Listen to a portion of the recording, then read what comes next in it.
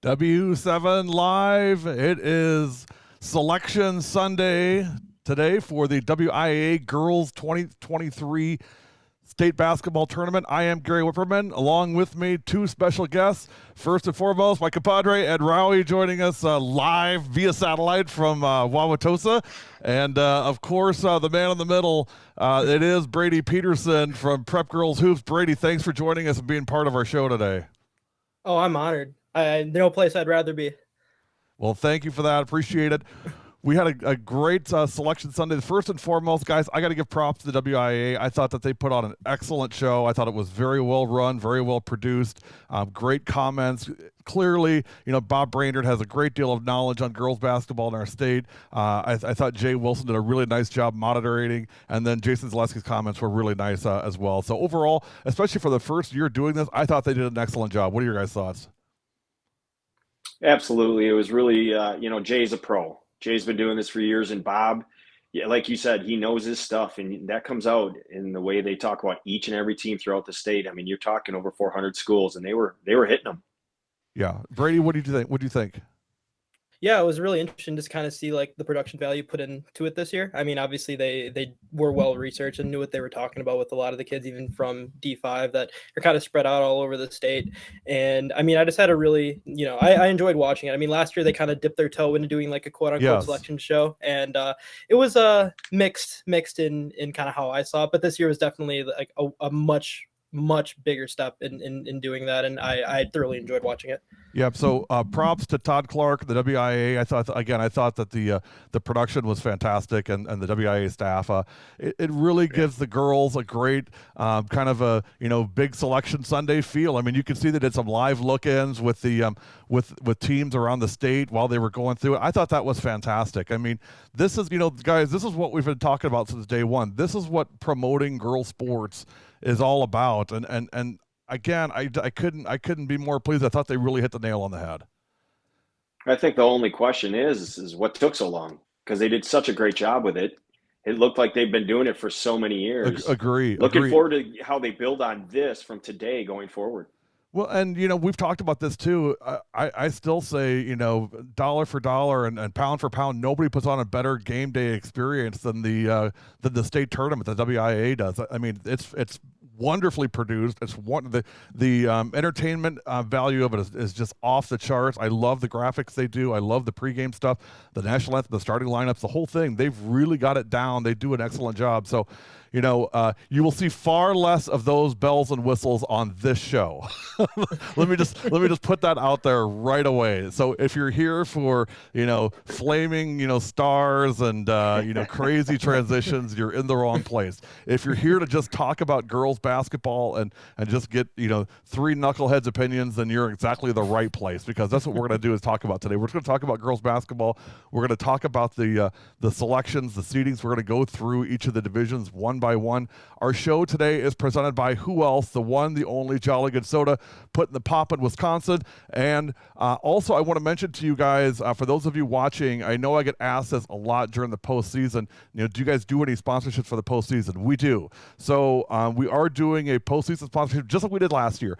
$9.95 will give you the rest of the regular season, which we've got a lot of games this week and a lot of really good games, plus 8 games in the playoffs. So we'll get you mentions on air if you've got content you want to share. If you want to do an interview with us, let me know. Send an email to info@productionsw7.com. $9.95 starting tomorrow all the way through the state tournament. So it's about as good as it gets as far as what we can do. So that's a way to help support us and support girls sports. Just shoot me an email and let me know. We'd love to talk and see how we can recognize your business and promote it to our 20,000 social media followers. We're going to take a quick break and come back right into this thing with Division 5. Again, Brady Petersen here, Ed Raue here. I'm Gary Wipperman. Thanks for joining us. We're going to get you out of here at 5:15. We don't want you to miss the kickoff of the big game. So we'll make sure that we're on time that way. But here's a quick message from Jolly Good, and we'll get started.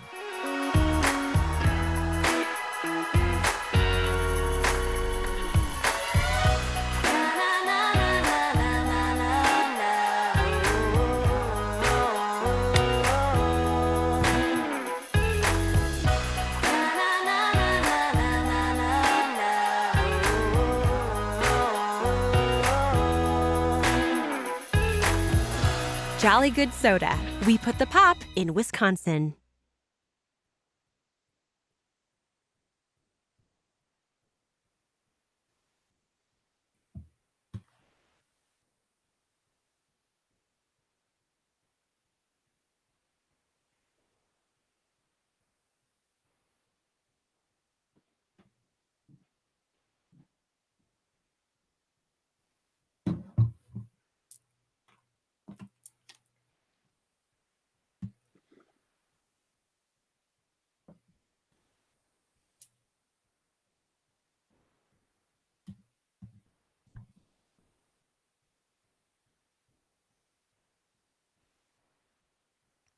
Hey, welcome back. Selection Sunday is on, and we're going to start with Division 5. Let me take this lower third off. I'll put it up a couple more times, but we're covering Ed up, but we can't do that. I mean, he's the eye candy of the show. We got to have him on here.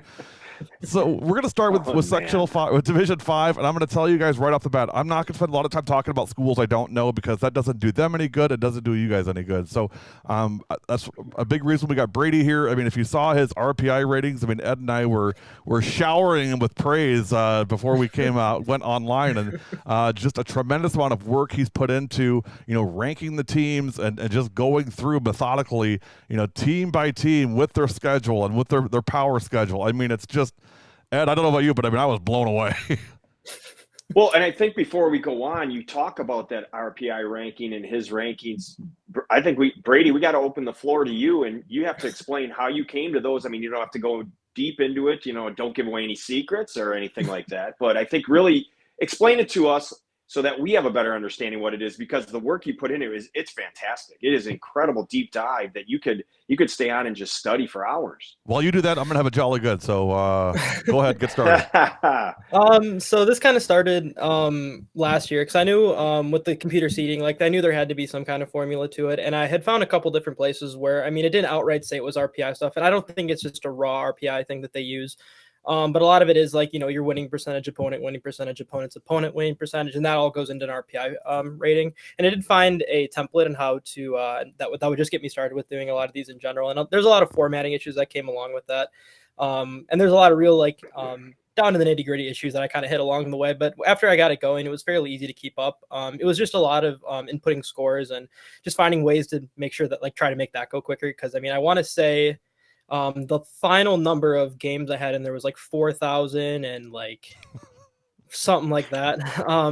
And a lot of it was, just making sure the formatting of it was right and making sure teams came out in the right place. And to be fair, even on the last round of it, I still messed a little bit up with who was it? On Alaska. I didn't put any out of state games in there because I didn't want to make it any bigger than it needed to be. And I didn't want to try to mess with the format too much. So I kept it with all the games that happened in Wisconsin. And I know there was a balance where every team that played out of state, I believe their winning percentage was weighted at 500 or something like that, which, I mean, give or take, I mean, there's arguments for and against that, but that's fine. So yeah, it came out a little bit differently, but I think it did a pretty good job of ballparking on where teams kind of ended up. But I have a couple questions that I'd have, just kind of how they organize their the way they seeded things. But all in all, I think it was a pretty good way of ballparking where teams ended up. Okay, yeah, that was that's a lot of data. Okay, so let's just let's move past that and let's get into and I've got the I'm going to put this up in pretty close to full screen here for y'all.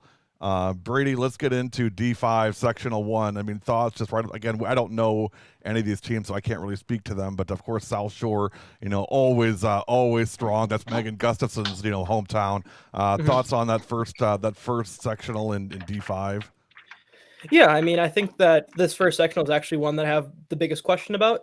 South Shore is really good. Lily Truchon and Emily Montgomery are two really, really talented kids from up there. However, they did not have the strength of schedule that Hurley did, and they also did drop a game to Hurley this year. So I was a little bit curious as to how that like that was one of the main questions that I had with how they worked it. But all in all, I think South Shore and Hurley are still the two best teams in that conference. And all it really does at the end of it is just one team's wearing an away jersey instead of a home jersey at a neutral court. So all in all, I think this was a pretty good conference and pretty good sectional, I think. And I think Hurley and South Shore are probably going to lock horns for a third time come sectional semifinal time in D5 for that first subsectional. Okay, so guys, give me just a second here. I'm having just a little bit of technical issues. Let me just put this up. I'm just going to put us three knuckleheads on until I can get this screen figured out. Okay, so South Shore and Hurley, those are kind of your, that's 1 and 2. What about the bottom half? So instead of going side to side, which I thought was a little bit confusing, we're going to go top to bottom. So because sectional 1 will play sectional 2 in the finals to go to state or to advance. So let's look at the bottom half of that of sectional 1. Number 1, Prairie Farm. I know you've got them ranked pretty high in your rankings as well. Yeah, they came out as not too far of a distant one in that sectional, but I think they separated themselves a good bit. However, I do think 2 and 3 are both teams that have a reasonable argument on being able to get to a sectional final to play whoever comes out of the top portion of the sectional. McDonald Catholic, I should say, they've been to state the last few years. They have a couple really talented kids like Emily Cooper, who she couldn't miss through AAU last year. Marley Hughes is a kid who I thought was really good last year at state. When they lost, Lauren Dietz went down with an injury in like the first, I want to say end of the first half of that game. And I thought Marley was awesome in the second half of that game. And she was one of the main reasons they came back and almost won that game. And then Turtle Lake is a team with a kid, a 6-foot wing, Mackenzie Tarman. She is an absolute talent up there, and she's kind of put it together this year. I mean, that team has also gotten a lot better over the past year. I want to say they lost to Prairie Farm in a regional semifinal or regional title game last year, but I mean, obviously they're a team now who's, capable of being able to get to a sectional semifinal and beyond that. So yeah, those are the 3 teams that I would probably look for in that bottom half of that sectional to get to a sectional final and play for a chance to get to state. So no big surprises there, I guess, in your in your forecasting. You didn't see anything that really jumped out like, oh my gosh, they really missed on this. Because I got to tell you, overall, I know there's been a lot of consternation about, well, this computers and they're going to mess it all up. To me, I thought it kind of turned out pretty well. Yeah, I thought it turned out pretty well. I mean, the top 3 seeds that are in that section are all 3 of the teams that RPI had up there. And there was a pretty clear distinction between 3 and 4 with Turtle Lake and Clear Lake. So yeah, I mean, you could have honestly jumbled all 3 of those teams up in whatever order, and the 2 and 3 are always going to get unlucky because they're going to have to beat 2 teams in that top 3 to get to sectional final. But right. Yeah, I think it was seeded pretty well. Okay, let's jump over to sectional 2. So that's sectional 1. So give me who's coming out of sectional 1, Brady? Are we going South Shore? I would probably say someone in the bottom half of that in that sectional. I would probably go with McDonald Central or McDonald Catholic, I should say, just because they've been there before and they have kids who have won some of these big games to get through to state. If I were going to go out on a limb and guess someone, I'd probably say McDonald. So McDonald Catholic, I'm writing these down so we can throw them in your face in March. That's what predictions are for. That's right. So McDonald Catholic in sectional 1. Now let's go over to sectional 2, and again we'll start at the top and work our way down. So number 1 seed, of course, Assumption. They're always there, and again they were runner-ups last year, state champs the year before that. Just a solid program. Yeah, I mean, they have been kind of as consistent as anyone around the state with them in D5. Obviously, they've been to state the last couple of years now, and they don't have to play Randolph again this year if they were to go there. So, I mean, that's obviously helpful for them.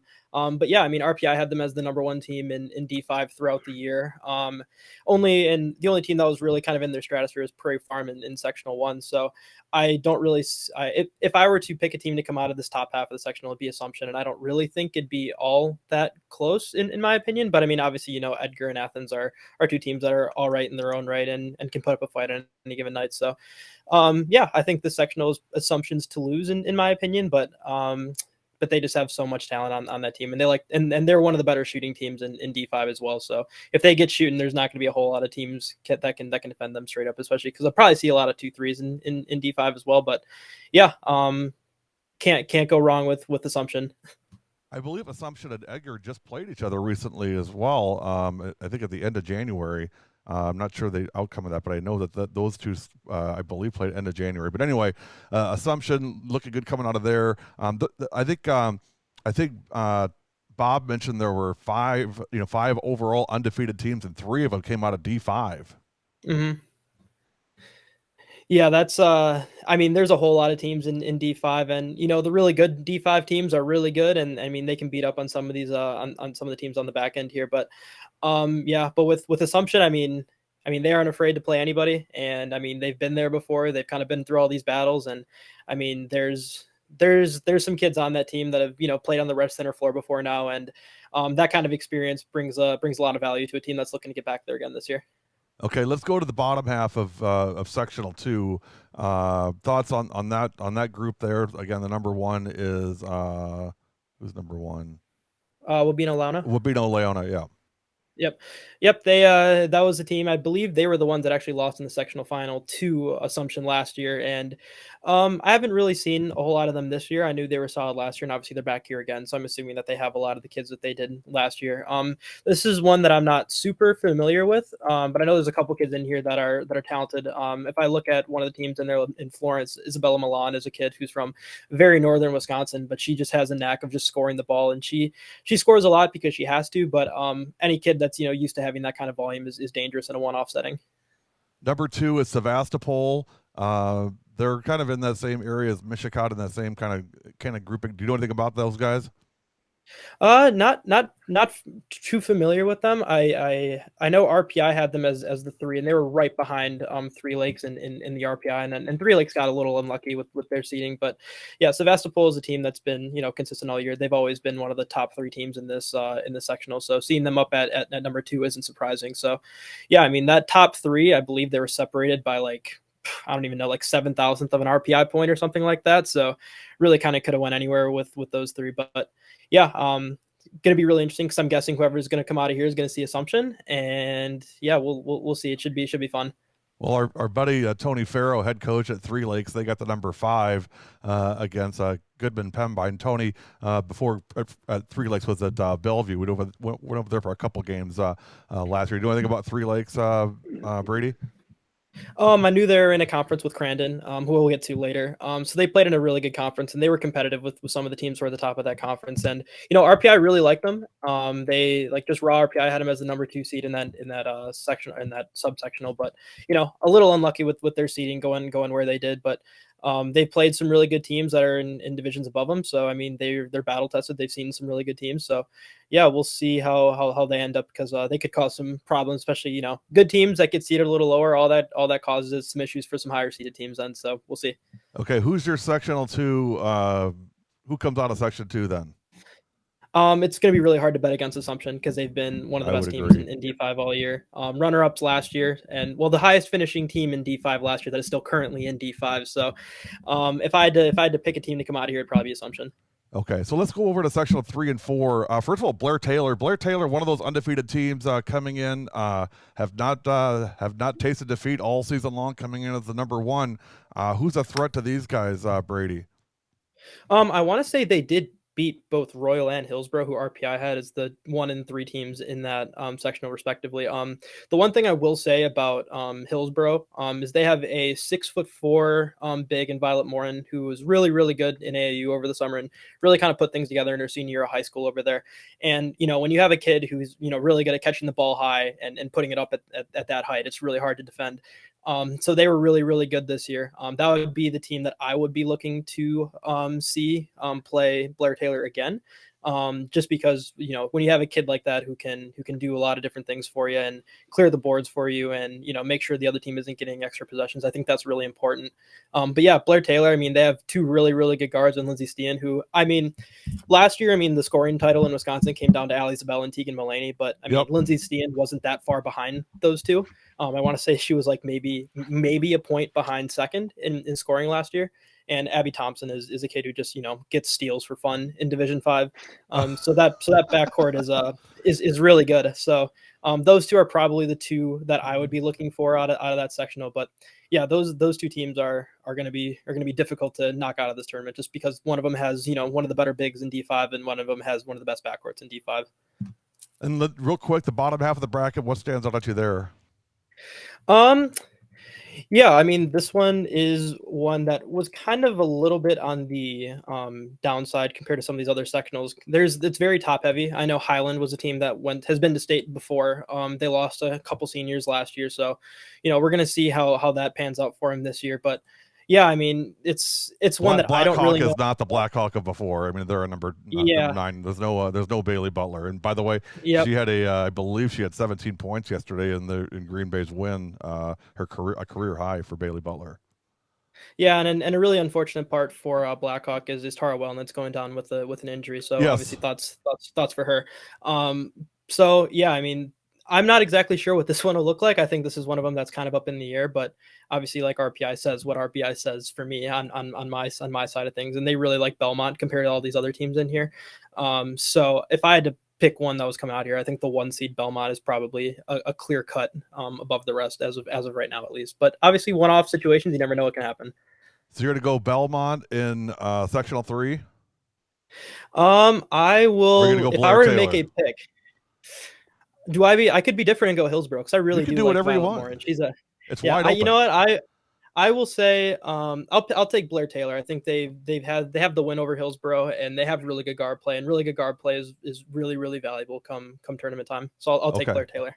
And then real quick, we'll finish up on sectional 4. I got to tell you, Albany's a team I really like. I liked them last year when they played Randolph in the sectional finals. They were a game away, and I know I know how much that stuck with the coaches and kids. I really like Albany.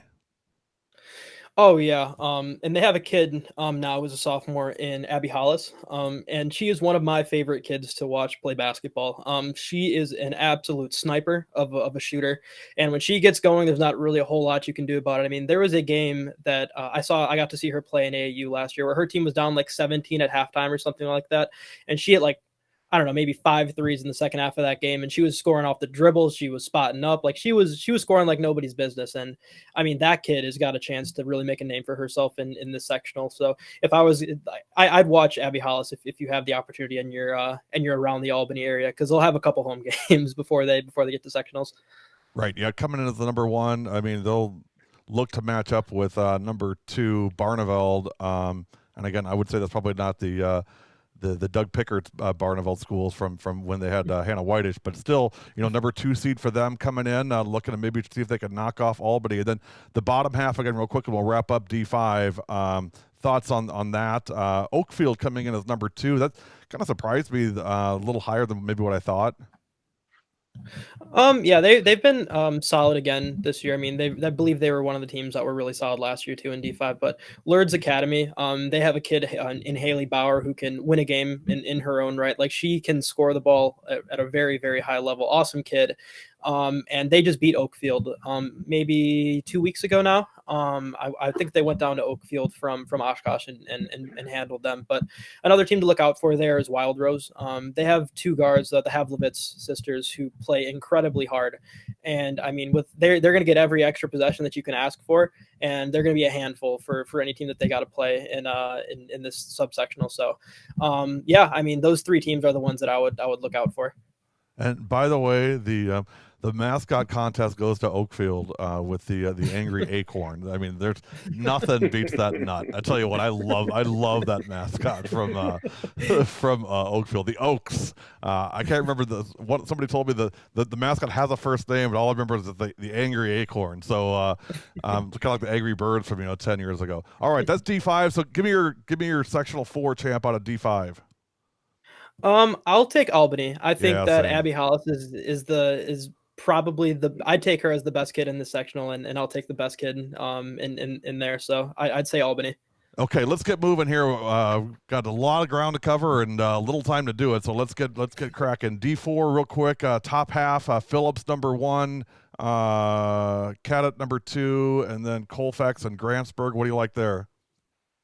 I really like Phillips. Phillips was a team that's, they've been really, really good all year. And I mean, they did lose last year in the sectional final and then lost Jada Egerbrecht, I believe, to St. Cloud State this year. But her younger sister has been awesome for them this year. And, they've won a lot of games again. And I want to say they got another really good mascot. And I believe they're the Loggers, if I remember correctly. Yes, the Loggers. Maybe I still think that the Truckers are the best one. Clintonville. But the Loggers, that's a good one too. Yeah, and yeah, so Phillips is a team who's kind of had a lot of kids who's been to deep in the playoffs. So yeah, that's one that I would probably take out of there. And with the Egerbrecht family tree, I mean, talent does not fall too far from it. So right. Okay, what about the bottom half? Neillsville's been really good again. They were a team that made state last year. They're the ones who knocked off Phillips. Parasol Pelt is a 5'11", 6-foot wing for them. She was absolutely awesome last year for them, and again she has been this year. So that team was one that really stood out in that sectional, subsectional all year, and they're one of the. I mean, RPI really likes them compared to a lot of other teams in that sectional. So that would be the one that I would be expecting to come out of that bottom half. Fall Creek made it a couple years ago. They're coming in as number 2. They went to La Crosse and lost to Michigan a couple years ago in the tournament over there. What do you like about them? I want to say, I want to say I know one of their freshmen, but I don't know off the top of my head because there's a whole lot of information going around up there. But if it is the kid I'm thinking of, they have a freshman wing who is a very, very athletic kid and does a lot of stuff with rebounding, and she's like a 5'10" athlete. Does a lot of really good work around the rim. I don't want to name her because I don't want to be too wrong, but if it's the same kid I'm thinking, like she's a playmaker. I think she had 20 some rebounds in a game over the summer too. And by the way, you guys, I mean, we didn't script any of this. None of this has been rehearsed. I mean, I'm literally just blowing this stuff at Brady one by one here to see. I want to see his head explode. I know. I'm waiting for him to say, I don't know. I haven't heard it yet. Okay, so coming out of sectional 1, D4, Brady, what do you think? It's between Phillips and Neillsville for me. I always want to take the revenge storyline with Phillips, but I think Parasol Pelt's a kid who there's not really a whole lot of answers for in this sectional. I think she might, get them back to the Rush Center again this year. So I'll take Neillsville. All right, Neillsville it is. Sectional 2, St. Mary Catholic got a chance to see the Zephyrs play a couple times this year. Solid team. A couple sets of sisters, if I recall, on that Zephyr team, getting the number 1 seed. Yeah, the Vogels, really talented. A couple kids there. And I don't mean nuns, by the way. I meant like true sisters. So. Yeah, those two are really good. They're like 5'8", 5'9" kind of wing kids, and both can handle the ball and score it at a really high level at the D4 level. But there are a couple really interesting teams in this subsectional. Westfield is a team who's made it to state the last few years, and Carly Drew is a kid who, I mean, she's not going to win like any athlete contest, but she just takes whatever the defense gives her, and she'll give you 20, and she'll make it look simple. Hattie Showen's a kid who really kind of came into her own last year in her freshman year, and obviously with the coach being her dad, Luke Showen. I mean, he's a guy who knows what he's talking about. So, I mean, they've played some really good competition this year. I want to say they went down to the Watertown holiday shootout. They did. We did that game. They lost the first game. Who was that against, Brady? Do you recall? I think they won the first one against Slinger and then lost the second day against Laconia. I think Laconia. Laconia. I thought that they looked okay. I don't know that they played their best down in that tournament. I don't think they played up to what their potential is. Westfield was. I thought they just played okay in that event. Oh yeah, they'll tell you the same thing too. That team is a team that's, they've been through the battles. They beat Randolph too this year. So, I mean, they played a really good schedule out of conference, and I mean, they did a pretty good job with it. Then another kid to look out for in the subsectionals from Wittenberg-Burnhamwood in Reese Rogowski. I believe she's going to be going to North Dakota State to run track, but that kid is a big time athlete. She can do something like if she wanted to play basketball, she could have earned a scholarship playing basketball, in my opinion. I mean, she can score in any way you can imagine, and she is her athleticism is eye catching, to say the least.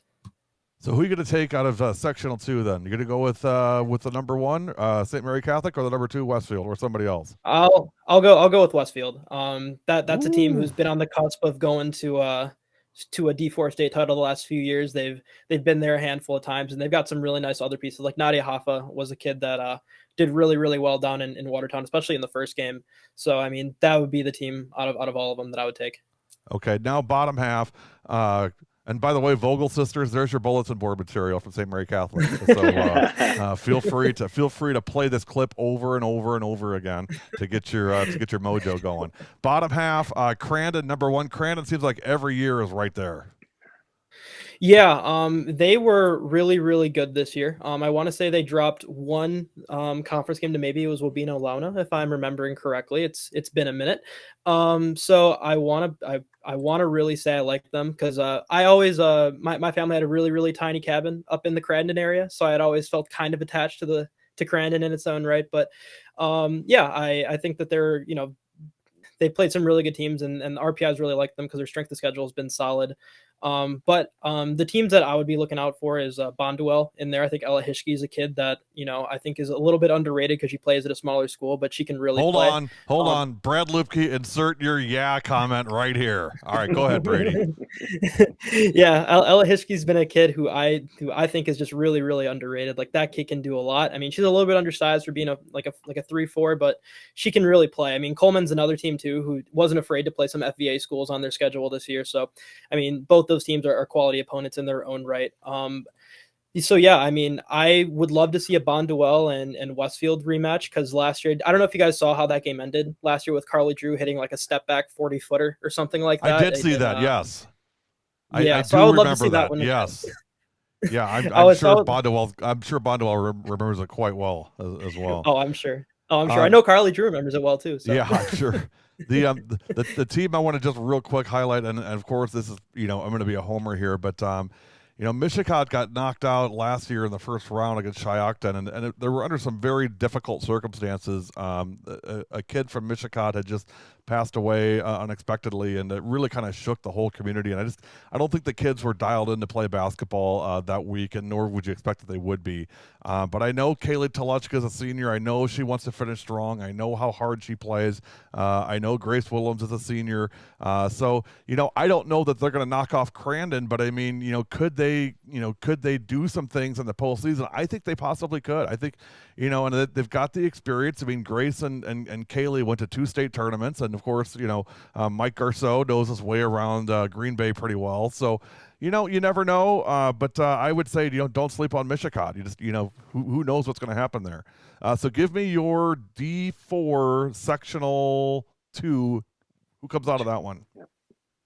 I think Westfield does. I'll take that experience, and I think they're really, really talented in that backcourt. I think Hattie Showen and Carly Drew is one of the better backcourts that you're going to find in D4. So I'll take the backcourt play in this one. Great. Okay, on to sectional 3. How do you go against Aquinas? I mean, Dave Donarski, Macy Donarski. I mean, Autumn. Oh gosh, what's Autumn's last name? Totally blanked out. Yes. So I mean, they're going to be solid as they always are. Yep, and Sammy Davis. They got their first big loss this last week, and they lost by 30-some points. Who'd they play last week? Aquinas. Was it on Alaska? I think. I don't recall. They lost. Had a significant loss this last week, and it was their first loss of the year.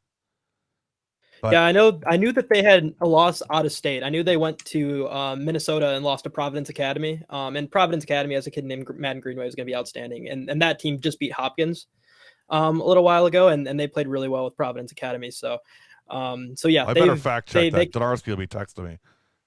I remember that. No game by 30 points. What are you talking about? What do you like in that sectional? Do you like Aquinas? Aquinas. I really like Aquinas. Yeah. Oh yeah, I do too. I think Macy Donarski is one of the best guards in the state this year. She can really defend. She's a great creator. Sammy Davis going on that team as a freshman is, the rich get richer in that sense. They have some really nice other pieces like Autumn Passel, and I believe Maddie Murphy's also there as well. And I remember her playing last year, and I really liked watching her in Beaver Dam when they played down there at their opening kickoff for the season or whatever. But yeah, hard to bet against Aquinas. Ed, can you remind our viewers who Sammy Davis's brother is? Gary, I got your research. They did not lose by 30 to anyone. Okay, my bet. Donarski, go ahead. Let me have it. I'm thinking of somebody. You're gonna else. get in trouble. I know. Ed, who's Sammy Davis's brother? Can you let our viewers know who that is?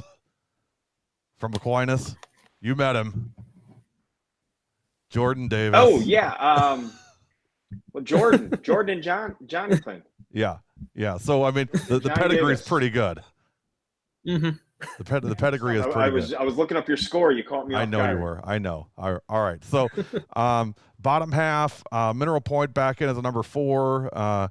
Deerfield, Cuba City, and New Glarus. What do you think about? I mean, I like New Glarus a lot. Lindsay Shadowalt's an incredible scorer. I mean, that kid has been as consistent as anyone all year, and New Glarus has just been, cruising along and, just beating everyone that's put in front of them. And I think that they are one of the best teams in D4, and I think it's really unfortunate that they're going to have to play Aquinas because I think they're coming out of this subsectional. I do think Mineral Point is a little bit unlucky to get the 4 seed there and have to play New Glarus for regional title instead of in a possible sectional semifinal. Yep, agreed.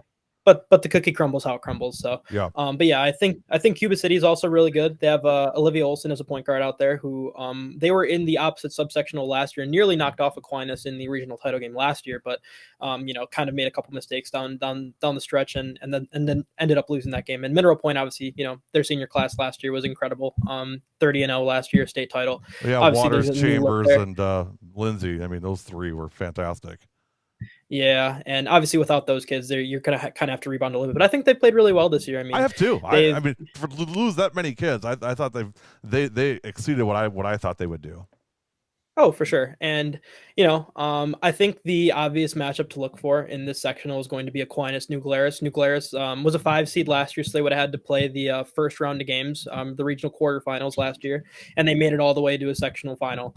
So they have, quite literally seen every round of basketball in the last year. So it'll be really interesting to see how they match up with some of these other teams in their sectional. And hopefully you get to see a New Glarus Aquinas sectional final to cap it off to see who goes to state out of here.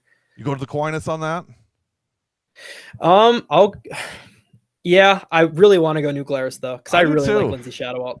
That she is such a smooth scorer, but it's really hard to bet against Aquinas. And I really like Brainerd's comments. I like Brainerd's comment today about calling the spotted cows. I think that was dead on. I love that. It's very Wisconsin, and I appreciate it.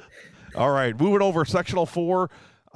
This one, wow, I love this one just because we know all of these teams in the top half. So number 1 is Laconia, number 2 is Randolph, number 3 is Winnebago Lutheran, and number 4 is Sheboygan Lutheran. Take your pick. Who do you like? I like Laconia to come out of this one. I think that they all still remember playing at state last year, and I don't think they could have looked less happy getting their silver medals last year after they lost the state finals. Yeah. And the other thing is I mean, I think they shot like 2 for 19 from 3 that game. So a couple of those go in and things could look a little different for them. And they beat Randolph this year, and I want to say Peyton Morgan hit like 7 threes in that game to help take them over the top in that one. But yeah, I mean, they lost to Winnebago Lutheran. They lost to Winnebago Lutheran just very recently. I mean, that was a big deal for WLA to come out with that one. And, the Nell kid at Winnebago Lutheran really thought, of course, Kira Shea, senior year. I mean, she's one of those kids. Ed, we love these kids. I mean, she absolutely refuses to lose games. Yeah, and then you look at Sheboygan Lutheran, they have Addie Verhagen, who might be one of the more fun kids to actually watch play basketball in the state. She is a walking show in her own right.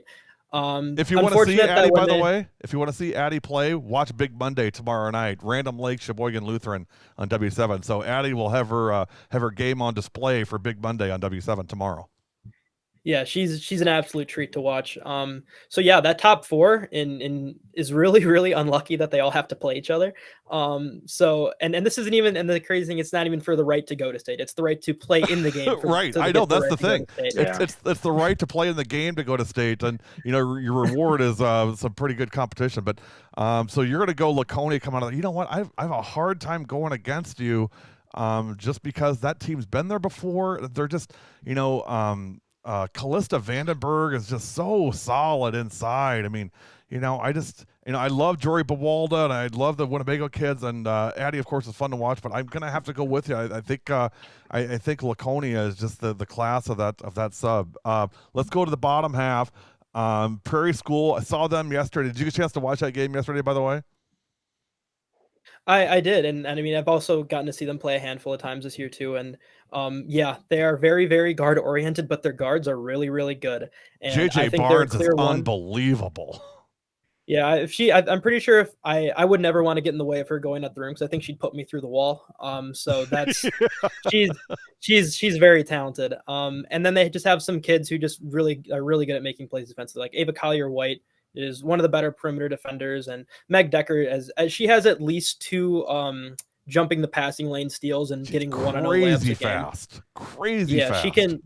she covers a lot of ground, and yeah, I mean they just and obviously Reese Jaramillo too. I really like the way she shoots the ball. She spaces the floor for them, and yeah, I mean I think they're the class of the subsectional. I would be surprised if they didn't get to a sectional final. They were upset last year by I believe it was Racine Lutheran. I believe. Yes, Racine Lutheran. Yeah, yep, you asked, they had a couple really nice wins. Hold on. I listened to your podcast yesterday with Reese, and you asked Reese, do you still think about losing to Racine Lutheran or Charlotte Lutheran in the final? And she said her response was, "What kind of question is that?" She's like, "Yeah, about 5 times a day I think about that game." Yeah, and I don't blame her. I mean, that team last year was really good, and I mean that was one of their first years, like really being like a force to be reckoned with. And I think they beat Racine Lutheran twice in conference, and they lost that postseason game. So it's really unfortunate there. But I mean, obviously that's as much motivation as you could possibly need to go into this season. And I believe they split conference with Dominican, and I was at the game they beat Dominican, and they came back from like 18 down in the second half, and Dominican was kind of just sitting on the ball, and they just made things happen and just kind of like you said before, refused to lose, and I think they do a really good job at that. So okay, I think that we got to move on. I'm going to put a quick plug in. Random Lake, go Rams, Ram Power. I still believe in these girls. I think they can knock off Dodgeland, and I think Living Word that it's anybody's game. So I'd love to see a Random Lake Prairie School sub final. I think that's very very possible. So go Ram Power, baby. Let's go, girls. Who do you got coming out of D4 section 4? It's between Laconia or the Prairie School to me. You only allowed one. But yep, I'm gonna go Laconia. I think that their faces after the game last year at State is gonna sit in my mind for a while, and I'm sure it's on theirs too. So. Ed, could you do me a favor? The last I saw the WIAA website, they still didn't have D3 section 3 and 4 or D2 section 3 and 4 up yet. I don't know if they've able to get that worked out or not, but I see D3, 3, and 4 on the page. Okay. Is there anything in particular they're looking for? I know they just added the bracket itself. It wasn't there before. Oh, it's up now. I have it up. Yeah, okay. The bracket's there, and I know that's because of that hiccup they found. I know. As they were concluding the show, they decided that Edgewood was going to play in the state tournament this year. So. I mean, wow. It's very nice of them to let them in now. Nice they included them in as part of it. Stav, Stav is one of the announcers for the state tournament game. So, the head coach at Edgewood. I mean, so she's pretty tied into the WIAA state tournament. It was pretty funny that they weren't included in the seedings, but they got it fixed. Technology. Yeah, well, hey, I was going to say, who are we to cast stones? My goodness, we'd be here all day talking about our stuff. So I found it to be kind of funny. All right, real quickly, let's go to D3 because I want to make sure we spend plenty of time on D2 and D1 as well. Let's look at that first section again. I don't really have any knowledge there, Brady. Just real quick thoughts on sectional 1 in D3. Yeah, this one was one that kind of got jumbled about a bit just because of some head-to-head matchups. I think Prescott's really good. Lila Postma as a kid, I really want a lot of people to see at State because she's a 6-foot kid who can do literally everything. Love her game. St. Croix Falls obviously went to State last year. Some foul trouble kind of went against them, and they kind of slipped away from Freedom a little bit. But Baldwin Woodville is also a solid team that ended up at 6. Then I really, really think Somerset's a team that kind of showed that they can beat some teams. They played. I forget who they beat someone that was very good a few weeks ago that I watched on stream. So there's a lot of really solid teams. And Northwestern has Tieran Plash, who is one of the better shooters that I've seen. And they're going to show up around this year. I think at 5, I think is where they ended up at. But 5, those are the teams that I would watch out for. There's some really talented kids up in that sectional. Okay. And then the bottom half. So lot of really good 2025s in there. West Salem has Megan Johnson, who's a really talented 4, double kind of kid. Elkmont has Ellie Shizik, who I believe she had 11 threes in a game as a freshman. She can really let it fly. And Altoona has Alyssa Worth, Minnesota commit. And Wisconsin Dells is a really good freshman, and Natalie Backus, I believe is how you pronounce her name. Another really, really talented subsectional. So if you really want to see some talented kids play, I mean, you're in the right spot if you're in Sectional 1 of D3. Who do you got in Sectional 1 D3? I will take Prescott because I really want to see Lila Postma play at state. I think that she's a kid who I think the whole state should get to see play at least once. By the way, they have an unbelievable golf team too. Prescott does. I know Ed Swab is watching, so Swab Report. We'd be remiss if we didn't mention Prescott Golf. So really, really great golf program at Prescott. Okay, let's move over D3 Sectional 2. Start from the top. Freedom is kind of the class of this. They have pretty much everybody back from last year's team that went to the state finals, and you go that far, you want to get back. So I don't really think that they'll let up on any of these teams that they're going to play in the top half of the sectional. So I would expect them to get through here. Okay, there they are. The computer's being a little bit slow. Anything else jump at you on that? Wrightstown bottom half. I'll tell you what, gotta love Oostburg. Boost the Oos, baby. Yep. Yeah, I mean, me and Connor called the Brilliant Oostburg game, and I mean that game was a blast. I mean, once those guards from Oostburg really got in the open floor, I mean they were impossible to stop for Brilliant. So I really, really like them. I think even though they're young, they're still one of the best teams in the state. I mean, RPI like them more than Freedom, for whatever that's worth. Then Kewaskum with Maddie Dogs is, they could have beaten Waupun last year in the sectional semifinal. They were the team that, they were one layup away from possibly, beating them and going to state themselves. So not an easy sectional for sure. And Brilliant with, Megan Schumann and a couple other kids that just can really, like Maya Emmer, can really shoot the ball. They are dangerous because if they start making those, it's, good luck. And Kettle Moraine Lutheran have a bunch of just scrappy guards. And Mackenzie Leering, I mean, Mackenzie you and I were at Leering the is fantastic. She's amazing. She can. Yep. Leffel She put up a couple. Maddie Leffel's really good also. Yep. That team has got a lot of really, really good scrappy guards that just, they battle. So, I mean, if they end up playing Oostburg, which I would think would happen, but you never know. I think that would be a really, really interesting contrast of styles with, just the kind of the scrappy kids that Kettle Moraine Lutheran has and the talented, athletic guards that Oostburg has. But here's the thing too. KML. I mean, the thing with Jason Walls, head coach at KML. I mean, they'll play anybody anywhere. So I mean, they've been, I would say, battle tested. They played Germantown. I mean, they've played some really tough competition. So to me, this is where that pays off is coming into a sectional like this. Yep, and I mean, I would really like to see that Oostburg game. I think that one's going to be really fun. So I mean, if you got time and you can, in the area of Oostburg or want to go to Oostburg and see some of those kids play, I mean, that one should be fun. The Ketterhagens and Bryn Witzy are worth the price of admission. I'll tell you that. For sure. All right. So give me your who comes. I mean, it's just stacked. Who comes out of that? Yeah, I mean, I think that Freedom probably comes out of this one. I think they have a lot of seniors who have kind of been there, done that. I mean, a lot of them won a state title in softball last year too. So, Jarma Lovitz is just so good. Yep. And Kirsten Krewalt's awesome too. Yeah, Krewalt too. Kids. Yep, they have a lot of kids who just kind of been there and done that and just won a lot of games in a lot of different sports. So I think that they would play Oostburg. I would think that Oostburg would get there, and I think they're going to give them a run for their money. But I would take Freedom in that matchup. Oostburg was really, really close a couple years ago, and they may be. Is Wissy a senior? I don't know if she is. Maybe she's a junior. I believe so. Okay, well, yeah, I think you're right. But they may be a year early. We'll see. Just because the Ketterhagens are just freshmen, and I'll tell you what. Wait till they're juniors and Kenzie Ketterhagen comes into the freshman, and then watch out for that team. I'm telling you what, that's going to be something. So okay, I don't have D3, 3, and 4. So I'm going to let you kind of talk about that real quick. I'm going to see if I can bring it up here, but I'll let you talk about that. Let me see if I can get that up live. Yeah, I'll start with the top half of it. So the first subsectional with Prairie du Chien, they are by the way, who Wissy's a junior. So Addie Ketterhagen Okay, just texted me and let me know. Oh, she can yell at me too. It's fine. I'm the one that made the mistake. So, but yeah, the top of sectional 3 with Prairie du Chien. Prairie du Chien was a team that was a little bit of a I don't want to say disappointment, but definitely fell below where their standards were last year in losing before even sectionals last year with Lily Cron, who's now with the Wisconsin Badgers. Yes, and she was a 50-50-90 kid last year, and Columbus was the one that knocked them off, and I believe double overtime.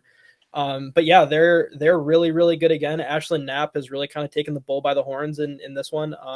She's been awesome all year and led them to some really, really good wins and competed against some really good teams like Aquinas. Then, you look through, there's a lot of really, really good teams here. I mean, Evansville, if you look further down that section with Ava Brandenburg is a super, super talented kid. And Maria Messling is also a Division I kid on that roster as well. Broadhead, Abby Dix, they were number 1 seed last year in their subsectional, but injury to her, and they lost to New Glarus last year. But it is what it is in that sense. But yeah, I mean, Edgewood's a team who's got a lot of really good kids as well. Then Columbus is a team who's beaten one of the best teams in the state last year, and a lot of those kids are back again. So that's a team to watch. Then Edgerton, they played McFarland twice this year, and I think they surprised a lot of people by really, beating them pretty well in the first game. And Marty Redman, a freshman out there, is a really, really good kid. And she's as solid as they come, even as a freshman. So there's a whole lot of teams who I can see just kind of winning games in here. I think it's really even from Prairie du Chien all the way down to Evansville. I'd say that any of those teams could win on any given night. Okay. So give me who comes out of D3 that sectional. If I had to guess, and it's tough because there's so many good teams here. I would say Prairie du Chien. I think that them losing last year is gonna probably propel them a little bit this year. But don't be surprised if Edgewood makes a run, because I mean Lily Mashko, I believe that's how you pronounce her name, is really, really talented, and they have a lot of kids who just like to make extra possessions happen, like Grace Nwankwo, I believe. And so yeah, that's a team to watch too. That's not going to be seated super highly. But, I agree. I mean, they're a team that Edgewood's always kind of that way, though. I mean, they're always kind of a below the radar team, and they come up and sneak up on you. I mean, that's and I know Stav kind of likes that. So that's a team. I agree with you. I think that's a team to watch out for, especially with Moscow, because she is so good. Yep, and they beat Laconia this year too, and they're one of the few teams to do it. That's right. So. That's right. Okay, finally, sectional 4 in Division 3. What do you got? I got a 2-horse race with Lake Mills and Waupun, and I couldn't agree more. I don't want to bet against Cale Petersen, Gracie Gopalan, and Lydia Alsma, but they did lose to Lake Mills in Watertown in a game where I don't think they played their best. I think, and I would say Bella Pita played out of her mind in that game, Brady. I think Bella Pita played out of her. I don't know that Bella has that kind of game again, because I mean that was a once in a career kind of game, I thought. Yep, she was outstanding, and yeah, but I mean, it's one of those things where it's like it happens once, it can happen again, and Waupun has had a couple head scratching games in the second half of the season, so not exactly been their best basketball recently. So I mean, I think it's up for grabs. Although I'm not betting against Cale Petersen, that's not something I'll do. So. Yeah, I still think though I think they miss Gabby Matamoros. I think they miss Abby Alsma. I think that leadership. I mean, Cale and Gracie, both great kids. I don't know that I mean, Abby and Gabby were pretty tough. I mean, I don't know that they've got that same kind of leadership that they had last year. So I think that's a challenge for them. I agree. I'm not a big fan of betting against trains, especially not the night train. So I agree with you on Waupun. Yeah, and if I had to pick a team to come out here, it's still going to be Waupun, because again, I can't bet against Cale Petersen or Gracie Gopalan for that matter. I mean, I trust Gracie Gopalan with the ball in her hands more than most. I mean, there are very few kids that I would give the ball to instead of Gracie Gopalan to make a good decision. So I mean, they're going to have about as good a possessions as you can possibly ask for in the postseason. So I'll take them in this sectional. Well, they're going to have their hands full, because I know Lake Mills obviously very, very good. They beat them once already this year, and I know that the L-Cats will be ready to go. I saw Lake Mills also play Randolph. Taylor Woleen was fantastic. I mean, the Woleen sisters are really, really good at Lake Mills, and of course, we talked about Bella Pita as well. So, I mean, it'll be a challenge to say the least. Waupun's going to really have to dig deep on that one. But I agree. I think I think it's Waupun, Lake Mills, and to me, it's a pick'em. But yeah, I don't bet against trains. That's just not something I like to do. Hey, quick break. I want to give Brady 30 seconds to catch his breath. Come back. Let's do D2, D1. Get you guys out of here for the big game. You're watching the W7 girls basketball schedule seedings reaction show on W7. We're coming right back. It's powered by Jolly Good Soda.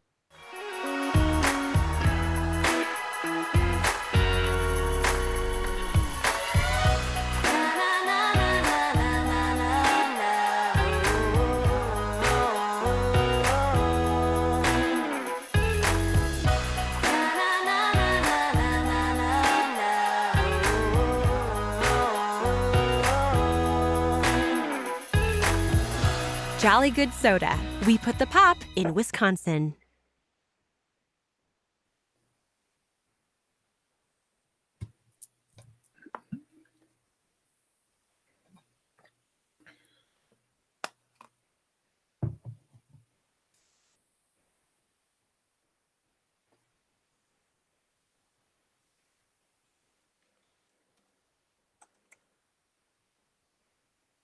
Welcome back to the 2023 postseason bracket seeding reaction show. Let's get into Division 2 real quick. So we got 2 and 1 left. Division 2, the Fighting Fanny Packs are back for another run with Coach Storm. So Menominee, like them as always, but I like Onalaska as well, Brady. Yeah, Onalaska is a team that I made a little bit of a mistake on in the RPI because I accidentally put a little Minnesota team that they played in there, and that kind of ruined their RPI look. But I fixed it, and yeah, I think they're really good. Menominee is a team obviously who went to state last year, and a lot of those kids are back again. Missing Emma Momston, unfortunately, because she graduated and is now playing, basketball at a very high level and at the D2 level. But one of the teams I would say to look out for is Rice Lake, just because there's 2 kids on that team and their sisters and the Shepley sisters and Addie Shepley and Ellie Shepley. And those 2 kids are some of the best athletes that I've ever seen. Ellie Shepley might be the best athlete in Wisconsin on guys or girls side. She can do some things that don't make any physical. I mean, first year she ran track as a freshman. She broke a state record that was like 40 years old by like a full second in the 400. And her sister is a 6. And her sister is a 6'3" wing who can take you off the dribble, shoot it from anywhere, and she's really coming into her own now. So had a couple losses early in the season that maybe they shouldn't have, but that's a team to watch in D2 because if they can make a run, I mean, there's not a whole lot of kids that like a whole lot of teams in general that have the personnel to just deal with those 2. I'm anxious to watch Rice Lake play. As you talking about them, I mean that sounds pretty awesome. All right, bottom half. I really like Lakeland. They have the Wilmette sisters up there. Wilmettes, yes. Yep. Juliana has broken just about every record that you can possibly have at a school.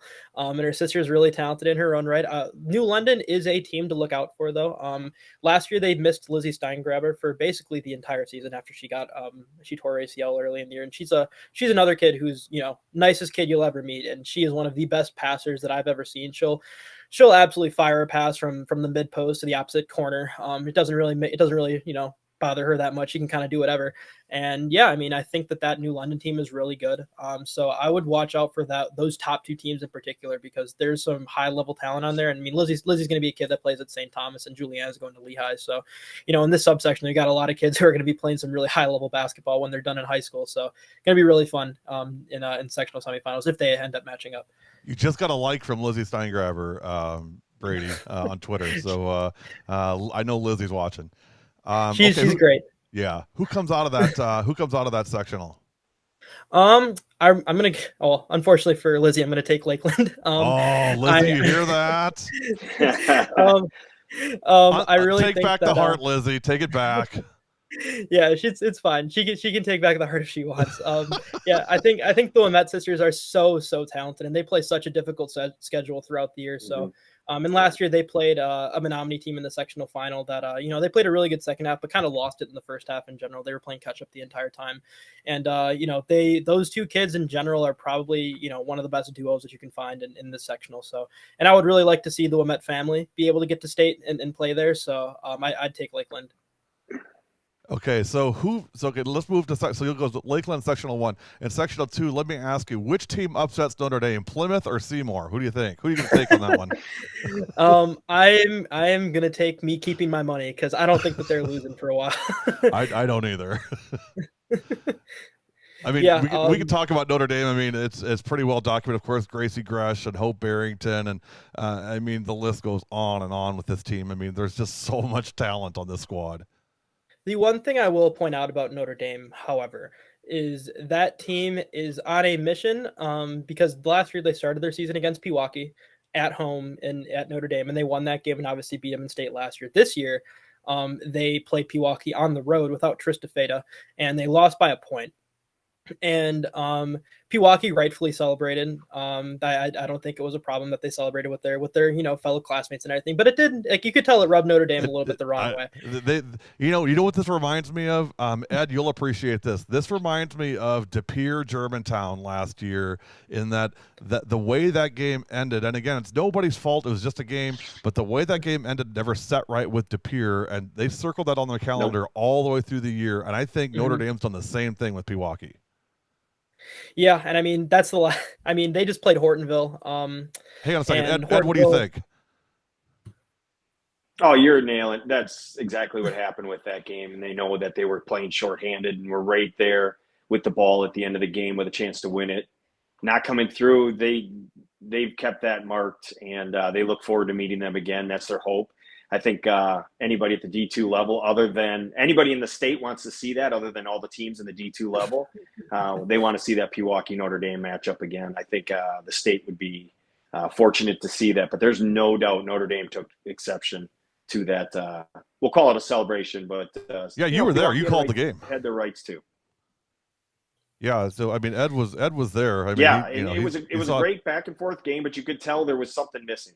Yeah, in that That's the without Feta, that was different. Yeah, the thing that's missing is the Notre Dame all-time assist leader, and by the way, she's a junior. So I mean, yeah, that's Trista Feta. So she'll be back at full strength. Yeah, that kid's a winner too. I mean, they played Hortonville.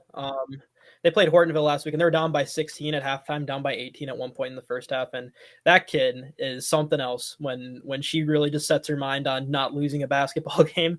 And I don't think that there's many kids who are at her level in the sense of just, winning basketball games. And Illinois State got a steal with her. And when she gets there, she's going to do a whole lot of winning again. So yeah, good on the Redbirds for getting another Wisconsin kid down there. Here's another one, from that same team who I think is one of the most underrated players in the state, and that's Sid Whitehouse. Just because, I mean, Sid is one of those kids. I mean, from a rebounding standpoint, I mean, she's a solid. We nickname her weak side. I mean, she loves getting weak side rebounds, which, as you know, I mean, those are the toughest to get. But I mean, tough kid, strong kid, and when you need her, when you need a bucket, when you need a rebound, oftentimes this team looks at Sid Whitehouse. Mm-hmm. All right, let's move on. Yeah. We've talked. We've given Notre Dame their accolades, which we could be here all day doing that. Bottom half, or the Fox Valley Lutheran, the Yankee kid at FVL. Of course, they're going to be solid as they have been the last couple of years. I would expect that group will be ready to go again as well. Also keep an eye out for West Appear. Their backcourt is super young. And Faith Walder and Ella Francois, but Faith Walder is, I believe she's actually ambidextrous. So I have not seen that kid finish a layup with her right hand, even though she's right-handed. And it is something that has caught my eye, and I can't not see it anymore. But yeah, their team, they played New London this year, and I went up to New London for that game, and they snuck out of that one with a win. And Katie Waka, obviously, she's an excellent shooter in her own right. So, and they also lost in they gave up a big lead to FVL last year. So keep an eye on that possible matchup in the regional finals, because West Pierce had that one circled for a while. Yeah. Okay. Let's move on. Bottom half. Beaver Dam #1. Obviously. Gary, would you say this one? Gary, before you go on, would you say this bottom bracket is about as wide open as it gets? I think so, Ed. I mean, obviously I like A Striker a lot, and of course, Gabby Wilkie at Beaver Dam. But I think that, this isn't the Beaver Dam from 2017. I mean, and again, no slight to this team, because that 2017 and 19 team, I mean, they were just, unbelievable. I don't know if there's ever been a team like that group was, but I think that they're, and you call me crazy, but I think Slinger or Grafton, I mean, if they can play to what they're capable of, and I think both teams have a tendency to play exceptionally well or exceptionally poor in games. If either one of those teams could figure it out in the postseason and put a string together, you know what? I wouldn't be surprised to see one of these teams make it to the finals of this section. I really wouldn't be surprised to see them upset at Beaver Dam. Yeah, I mean, Grafton beat Waupun this year too. So they have a really, really good win on their schedule. I mean, Cedarburg played really well with Homestead, who I'm sure we'll talk about later. But When yeah, I mean, there's some Savannah really, really good James teams in and there. Sarah Aleknovich just play the way they're capable of playing, Grafton is a really, really tough team to beat. But when they don't, they really, really struggle. It's really going to come down to how do those two play, in the postseason. To me, that's the key to Grafton's success. Slinger, it starts and ends with Mallory Hoytink. I mean, they've got to figure out a way. I mean, and everybody knows that, so that makes it tough for Mal because I mean she's constantly under pressure. But they've got to find a way to get her back involved in the offense. She's the all-time leading scorer in Slinger history, and I know she does. I know she's going to UW Oshkosh. I'm excited about that, but I also know she's not ready to end her career just yet. For sure. Bottom half of that group, Watertown, Cedarburg. Watertown really misses Lily Euler, their point guard. I mean, it's hard to have a successful season when your starting point guard goes down the second game of the year. And they've had a lot of injuries this year, so I mean, they've been really beat up. The West Bends, aren't they? Yeah. Go ahead, Ed. Aren't they a 3 seed because of the challenge in that schedule all year? I mean, it didn't matter. Yeah, you play I who think you have so. in your schedule, and they've played some really tough opponents and played them very, very well. Yeah, agree. Okay, so the West Bends, the Clash of the Titans. I will just put a quick plug in. I'd love to see Kevin Smith get a win for his team at West. I love what he's doing there, and I love his energy and just his excitement for the program and the girls. And I think it would be great to see the girls get a victory there. So we'll be checking that one out. Who comes out of this sectional, Brady? Notre Dame. I won't waste any time. Yeah, don't waste any time. Agree. I set you up on that one. All right. Okay, let's move on. Sectional 3 and 4 in Division 2. Again, I don't have it in front of me, so I'll have to count on you to kind of lead this here. Okay, I'll do it as best I possibly can. So the top half of sectional 3 for D2 is Monona Grove, McFarland. Those two are really good, and obviously McFarland has Tegan Mullaney, who's one of the best kids in the state. She can go for 40 at any point in time. So that's a team to watch. Reedsburg with Sid Cherney, I believe she's still leading the state in scoring, and I think she had 50 at the Badger Challenge. Right? Does that sound right? She did. Yeah, that kid is uniquely good at just kind of doing whatever she wants and making it work. So yeah, I think that Monona Grove is a team that's been quietly really, really good. I think they're undefeated in conference play, and they even have a win over Beaver Dam, which is really big for them. So I would be looking for either McFarland or Monona Grove to come out of this one, and I would probably take McFarland because it's hard to bet against Tegan Mullaney. Ed, what do you think about? I like Monona Grove. I like them both, but I like Monona Grove as well in that game against Reedsburg, and I like the energy of that group. Yeah, when they get their back against the wall. When they get their back against the wall. Yeah, that's where I was going. Is we had a chance to do that game, and it kind of came out sluggish, and we talked about that, and then all of a sudden, like a light went on, and it was over, just like that. And it's a very talented group that when they play together, they're tough to beat. Watch out for big tortellini. It's all I'm going to say with Monona Grove. So be careful with that. But McFarland, of course, Tegan Mullaney, the Splash Sisters, the Kirch kids, again, really, really solid. That's going to be a really fun game if that comes to pass. All right, moving on. Let's see, where are we at here? D2. Is that all of D2? No. Bottom of the bracket. Sectional 4. Talking UG. Yeah. Yep. You're talking UG for sure. I think that Waukesha West is definitely within a shout of them. Lost to them last year and lost. No way. I truly believe it. No. I mean, Jordan Fenske's a kid who can win games on her own. I think they're really good. I think that Waukesha West is a team. I mean, they're a team with a chip on their shoulder. Well, I don't the think chip's I'm getting dreaming. way bigger because you're dreaming. No. Well, you guys are battling. Brady, let me ask you, why is this Waukesha West team better than the team that appeared to have more talent a year ago? I think they're a team who's just kind of been through these battles before. I think they all kind of know their roles a little bit better. I think that they've been playing really good as of late. I think last year, all of those kids believed they probably should have beat Union Grove. And the other thing with West is they are really believing in themselves right now. I mean, they have a game next week against Kettle Moraine. It's going to decide if they, take a share of the Classic 8 this year. I mean, they just beat Arrowhead twice. They got a sweep of them this year. Annika Hellendrung is a kid who can fire from 34 feet and make it no problem. Jordan Fenske's the same way. Caden Crone's a really good rebounder in her own right. Maryville commit. So yeah, I think they're really, really talented. I think they're a team that definitely has a shot of getting into a sectional final this year. I would not sleep on them. I mean, they're a team that was very close to Union Grove RPI wise. They're maybe 0.005 of a point behind them, and that one game that Union Grove played against them and beat them, I think is one that kind of skewed. Like, I think that decided who's going to get the 1 seed. But regardless, they're going to be playing in a neutral site anyway. So yeah, I think look out for Waukesha West. They're really good. So, by the way, I'm just trying to fire up Helen Drung and Maddie Anderson. So, and Caden Crone. I'm just jerking their chain here a little bit, but no, they're a really good team. I really liked Union Grove. I got to tell you, I mean, I call them the best team nobody's ever heard of. They're in that weird pocket where they're not really Milwaukee, they're not really Racine, they're kind of everywhere, but they're kind of nowhere. And their kids play local AAU. They don't play like for the Wisconsin Lakers or Purple Aces. I mean, they play like local AAU. So like Sydney Ludvigsen and Sophia Rampula, I mean, I didn't even know those kids until I went down there and saw them play. I'm like, who are these kids? I mean, they're fantastic. Yeah, I want to say I did hear the story about Kyle just figuring out who Sophie was, just by either looking at a random court that she wasn't on already and saying, "Who is that kid?" And I think that's hurt Parkside's feelings a little bit because I think they got to her first, but obviously Milwaukee was the one that ended up with her in the end. But yeah, that kid is special. Don't mess with the bangs. That's all I'm going to say with Rampula. Don't mess with the bangs.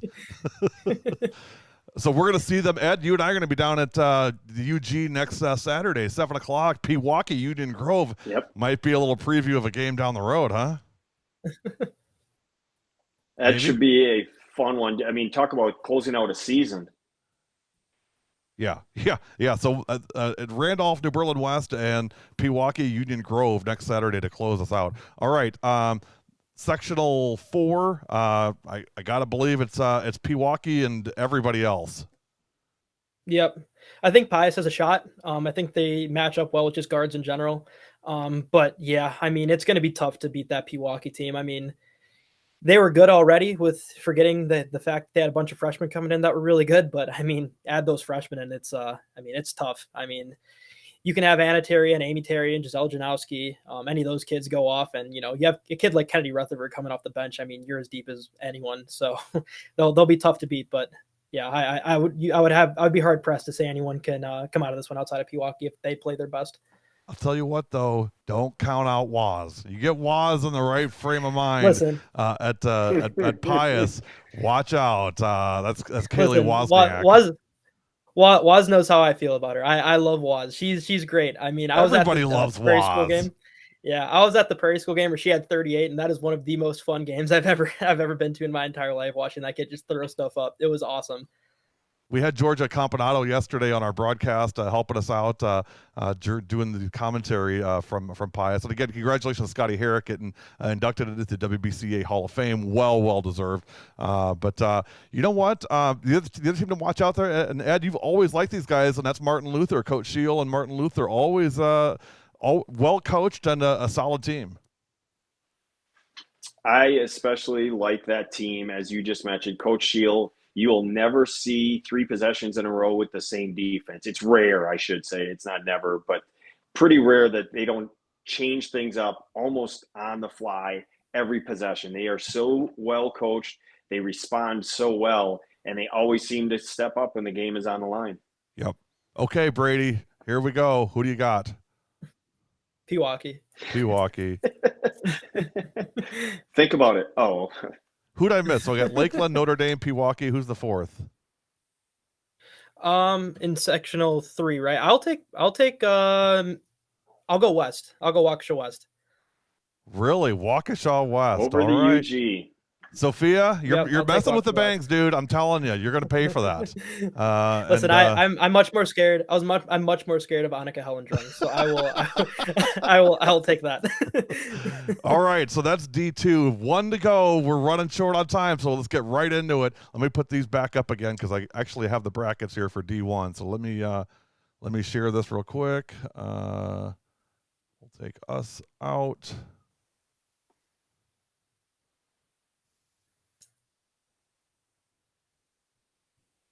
Well, he's doing that, Brady, and he brings it up.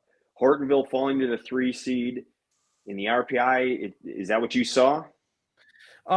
They came really close to Superior. I think the thing with Superior is if it is true that they did use a 500 record for everyone out of state, I think that helps Superior a ton.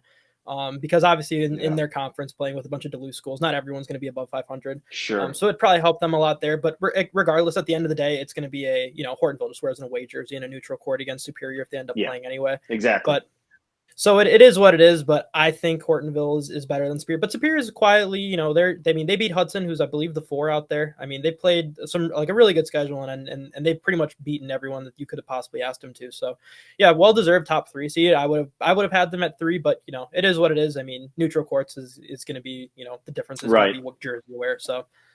But yeah, Nina's the class. Is Nina the class? Yeah, let's not overlook Nina. Let's not skip over them. I mean, could we not skip them if possible? Yeah, we talk about them a little bit. Maybe. I mean, they got a junior that's pretty good.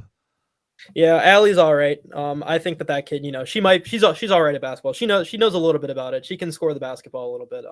Yeah, I mean, they just played Hortonville again without Callie Pepler with Hortonville. Unfortunately, that's probably gonna be a pretty big loss for them in the long haul. But yeah, that Nina team, they might be the best team in the state. With Allie Zabel, I mean, there's no defense can slow that kid down. I mean, I'm of the belief that someone could just run her over and tackle her like a football player and she'd still make a shot. It doesn't really matter all that much with her. So yeah, I think it's going to be probably Nina coming out of here, but there's some really good teams in here. I mean, Eau Claire Memorial with Lily Cayley is a really, really good squad. Hudson's another underrated squad out of Western Wisconsin. And yeah, Wausau West is a team to watch because they even played with Hortonville at CAM after they got blown out by Germantown the day before. I mean, their trip to CAM resembled a lot of what De Peers did last year. And just getting blown out and coming back and playing well with someone and losing in the end and going 0-2 out there. But yeah, Lexi White's a kid to look out for, and she's going to be on a team that maybe teams aren't really expecting to make a lot of noise, but they definitely can. My under the radar team for that sectional is Hudson. They've been there before. Mm-hmm. They know what they're doing. They've really put together a nice season. Don't be surprised to see them do something. Okay, so out of that sectional 1. I mean, gosh, there's so much talent in there. I mean, it's got to be Nina, doesn't it? I mean, Ed, what do you think? Yeah.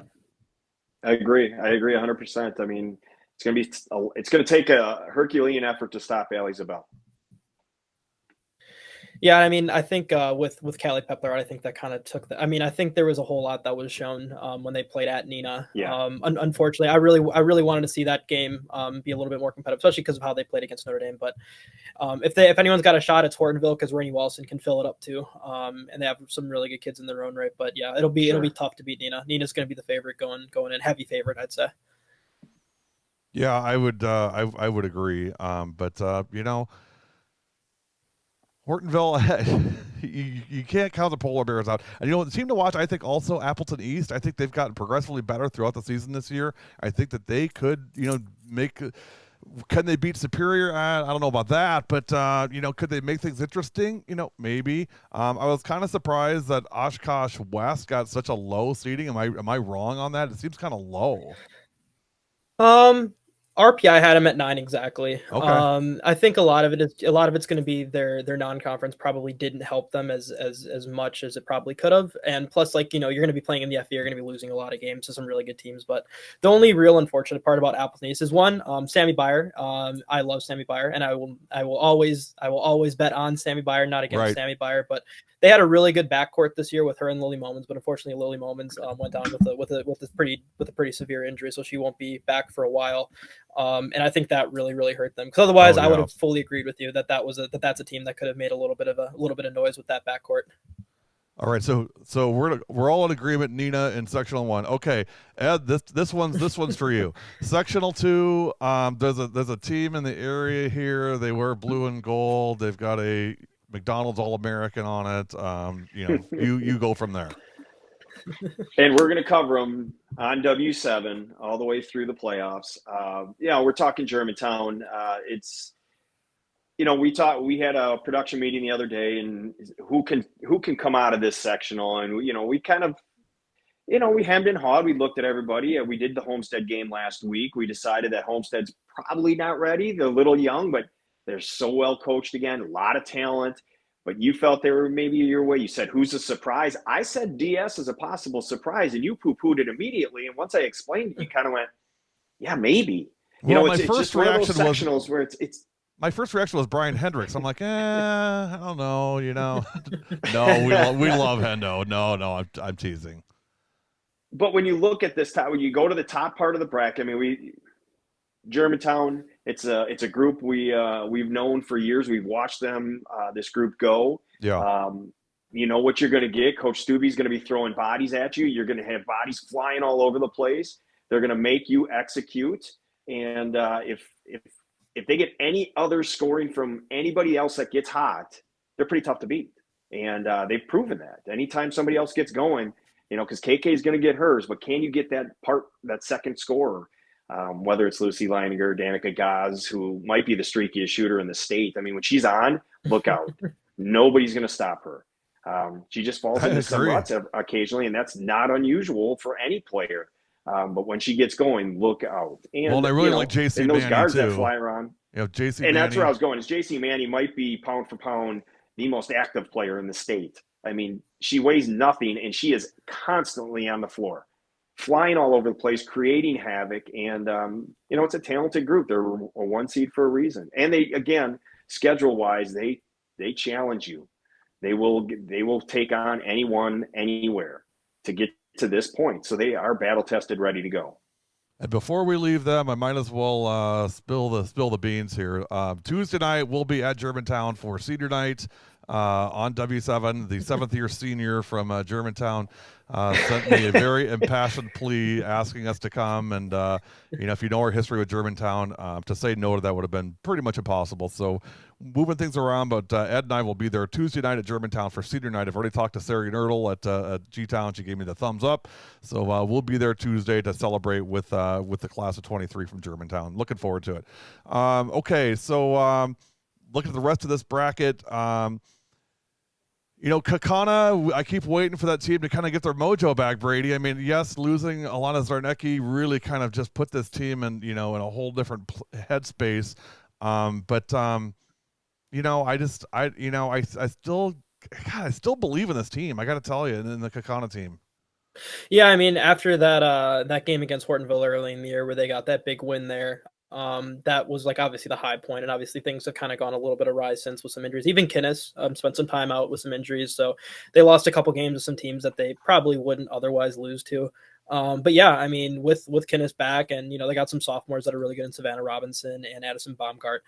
So that's a team to watch. Still, I really like Addison Baumgart, by the way. Ed, I know you do as well. I mean, we really like her.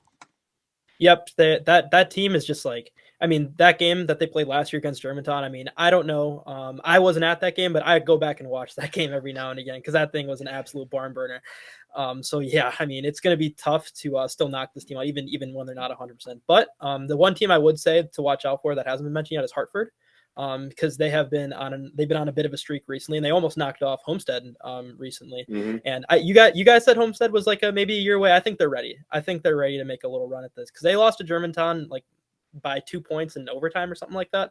But yeah, so I mean, I think the top 4 seeds in here can all probably beat each other.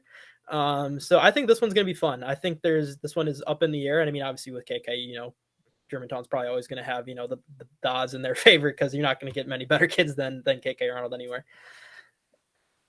Okay. Time to put it out there. Who we going with? Ed, who do you got? Are we talking the top of the bracket? Top of the bracket. I'll stick with Germantown. Hey, by the way, I got to put a friend of mine just mentioned this, and I got to mention this because I told her this, and I put them as a sleeper team for this year. Do not sleep on Bayport. I'm telling you, Lemonade is coming to form as a freshman, and of course you got Kyla Hendricks, the best shoes in the state. She's a senior. She's a winner. I mean, she was part of that team that with Emma Nagel and Maddie Drock that won the state championship 3 years ago at Bayport. She's not going to go down without a fight. I can tell you that. So they're going to have their hands full with Fondy to begin with, and I think Coach Gladwell will be the first to say that. But if they can get past that, I think anything can happen. So I think not only the top 4 seeds up for grab, I think it's kind of a free-for-all in this sectional.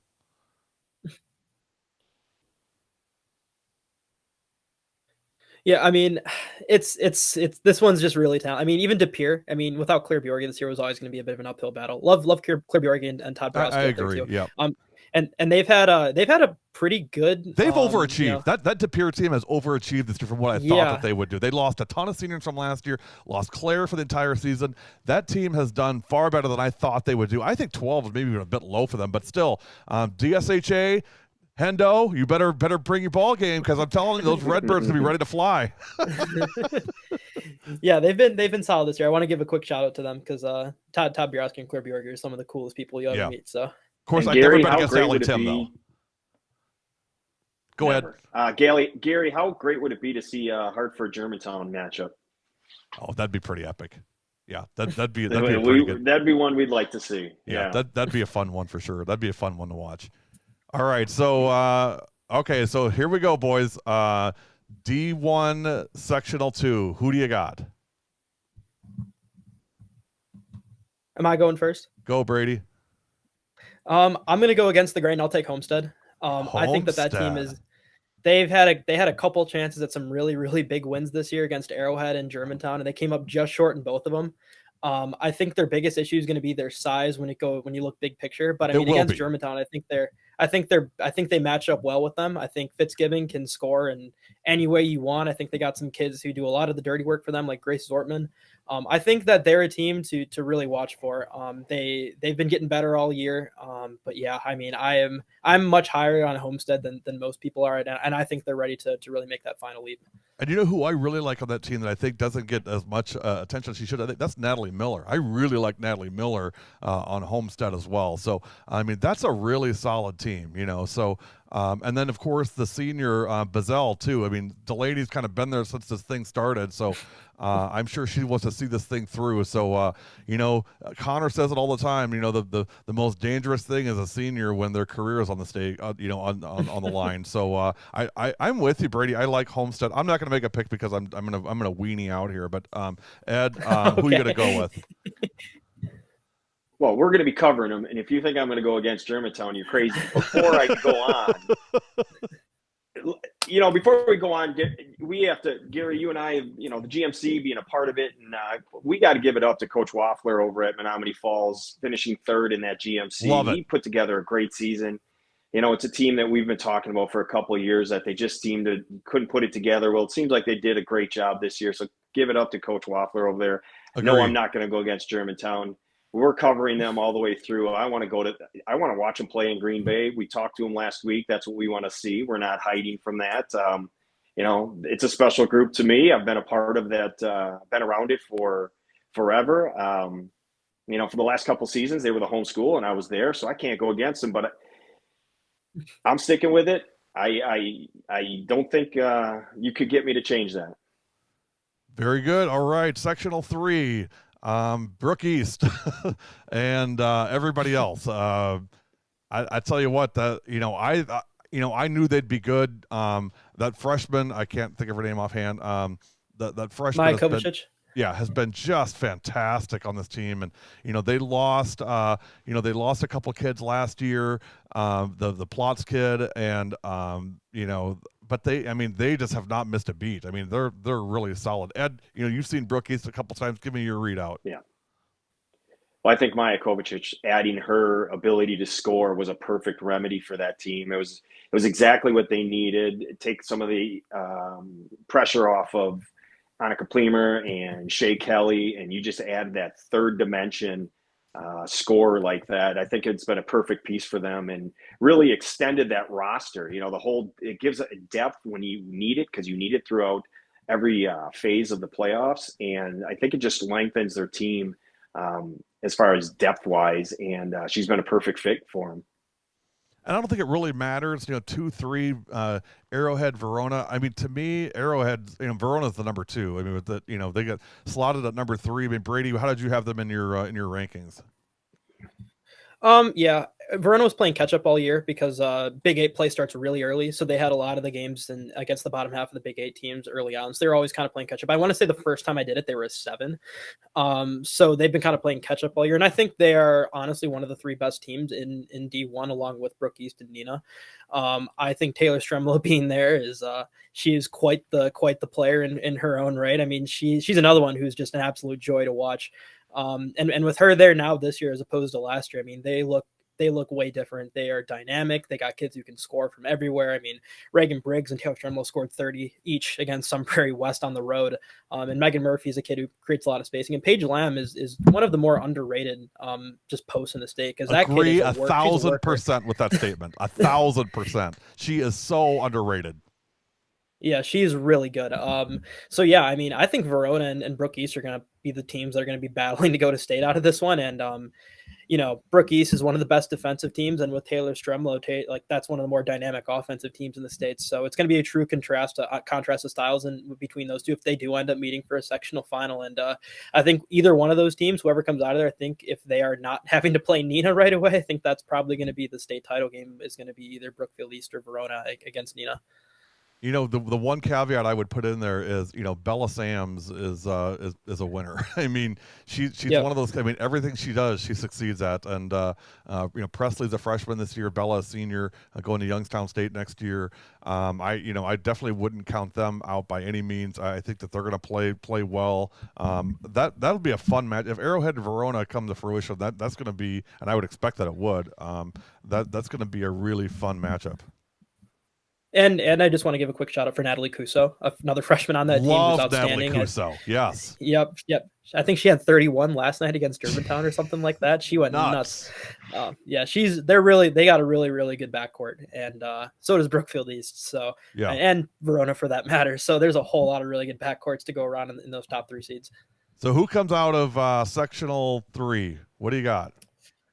I could flip a coin and say Verona or Brookfield East. I really like Brookfield East. I think Shea Kelly is one of the best, if not the best, perimeter defender in the state. She just does so much on that end of the floor.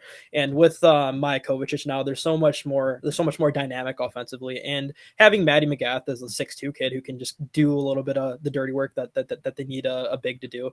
I think she's going to be really important for them, especially if they do end up getting to state and playing some of these teams who don't really have a ton of size. I think that might separate them if they do get there. So I'll take Brookfield East. Ed, what do you think?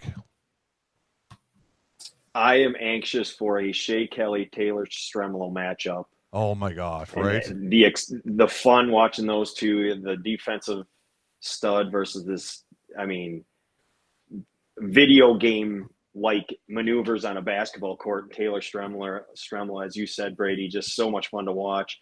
But I think Brook East, after last year losing at state, they just have a different look this year. And I'll stick with Brook East.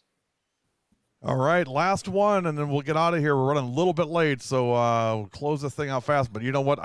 Sectional 4, I don't think it's going to take that long. I mean, can anybody beat Kettle Moraine? To me, it's going to be Kettle Moraine versus either Oak Creek or Franklin. I don't know any other way it could be.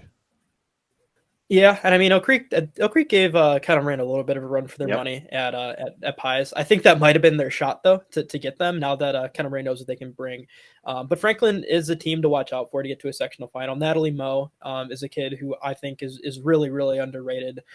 She plays in the SEC, so not a lot of the teams in the state get to see her. But that kid can score it with the best of them. She's a competitor. Taylor Wachinski is a competitor. She is. I love Taylor Wachinski. Great softball player too. Brady, I don't know if you had a chance to look or not, but what do you think of Franklin's non-conference schedule? I wasn't blown away by it from what I saw. What they did was play a lot of the teams in their sectional. So I think that would help them if that's something that gets factored in. Because I think I did see that might be factored into. Because I played Muskego first game of the year, and they did really well against them. I believe they played a couple other of these teams that are non-conference as well. I wouldn't say it's a non-conference schedule that of like the Brookfield East where you're playing Neenah and some of these other schools, or even Arrowhead for that matter. But Yeah, I mean, they did what they had to do with what they had, and I think if they didn't lose to Oak Creek for the second game, I think they probably would be much clearer too, because RPI had him as a pretty distant 3, so I was kind of surprised to see them go up to 2. But yeah, I mean, that's a team to watch, and I mean, again, it's one of those things where it's like, instead of wearing the away jerseys, they'll wear the home jerseys in a sectional semifinal. But yeah, I think they're a team that can beat Oak Creek because they've done it before. So yeah, going to be interesting to see. Ed, thoughts? I think I would agree with that 3-2 matchup in Franklin and Oak Creek. Hard to go against Oak Creek and what they do year in, year out. But I think when you look at the top side of the bracket, we kind of rush through it. But and again, nobody's picking Kettle Moraine to lose. We get that part of it. But Kenosha Bradford is not somebody to just easy overlook here. I mean, this is a team that could easily been a 2 or 3 seed. It's a talented team, but you got to go against the defending state champs, and I think that's going to be too much for them. But I think they will give them a little bit of a scare for a little while in that game. And you talk about seniors, Oak Creek. I mean, Paulina Hernandez a senior, and Riley Grudzelanek a senior. I mean, that's that you got to weigh that in the equation as well. I mean, I know Riley didn't play the last couple of years, but I mean, she's back, and I'm sure she wants to finish her basketball career out strong before she transitions to full-time to softball. But I never count out a Lucknow coach team just because the coaching is so strong, the strategy is so strong that sometimes that's enough to overcome whatever talent mismatches there might be. So we'll see, but it's a tall order to say the least. But right. they met in the sectionals last year, and Kettle Moraine won it going away. So we'll see what was taken. And the problem with that is Oak Creek's a well coached team, but you know what, KM's a pretty well coached team too. I mean, Todd Hansen's pretty good. He knows his stuff. So and Gary, it has been proven Todd does know how to smile. I did see a clip today when I saw that too. He did smile when they won. I saw it. So it was very quick. It only lasted like a couple seconds, and then the scowl returned. But I did see a quick smile, which really caught me off guard. So anybody dissenting from KM in coming out of that sectional? No, it's KM. It's KM. It'd take a mighty effort for someone to beat them, and yeah, they got the pedigree too. So gotta go with KM. Okay, so let's recap real quick. We're at 5:24. I think we're 3. I don't know. To me, I'm not a Super Bowl guy. I don't really care, but I'm not going to watch it anyway. But I guess some people will. Division 5, McDonald Catholic, Assumption, Blair Taylor, and Albany. Division 4.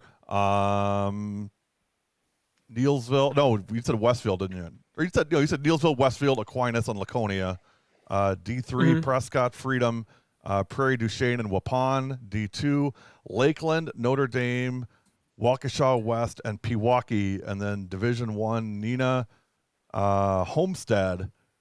Ed dissented on that one with Germantown, Brookfield East, and Kettle Moraine. Are you comfortable with all those? The only thing I don't think we talked about the sectional 4 in D3 because I think Dominican was the one that was I would have had coming out of that one, but I don't think we need to spend too much time on it because I think they should be the ones that come out of there. The only other team I think that could beat them is Milwaukee Academy of Science because their guards are really good. But yeah, outside of that, because I think Prairie du Chien and Waupun are in the same sectional, just different subsectionals. Well, it'll be interesting to see. So. Parting thoughts, a couple quick things. First of all, again, WIAA, great job today on the schedule reveal show. I thought it was really, really well run. Also, I want to give a quick shout out to WisSportsNet. We've used their stats this year. Appreciate that. I mean, they provide the best stats engine in the state. So appreciate getting to use their numbers to help us do our broadcast and our games. And appreciate you guys. Brady, thanks for joining the call today and joining the show. Appreciate that. And looking forward to, we're going to see you at Press Row at the state tournament this year. You got your press credentials. Make sure you get them all shined up and ready to go when you present them at the gate. I'll make sure I rent a tux for it just for you, Gary. Ed, closing thoughts? It's playoff basketball. Really excited for it. We still got a week of basketball, though. We got some great games coming up on W7. Tomorrow night, Big Monday, Random Lake hosting Sheboygan Lutheran. Tuesday night, Germantown Senior Night. We'll be there for that. And a host of games this week. The schedule will come out this week or tonight for this week, so keep an eye out for that. Thanks, everybody, for joining today. Thanks for a great season. We're not done yet. We got more to go. Reminder, if you're interested, shoot me an email. We are having a postseason sponsorship special going on for the last week of the regular season and all the postseason games. So if you want to get your message out, your company, your organization out to 20,000 followers on social media, let us know. We're the leader in girls sports in the state of Wisconsin. Thanks to you guys for the time today. Appreciate it. And you guys, as always, everything we do, it's always for the girls. We'll see you this week as we wrap up the season, get ready for the postseason. Everybody have a great night. Enjoy the big game, and see you tomorrow on Big Monday.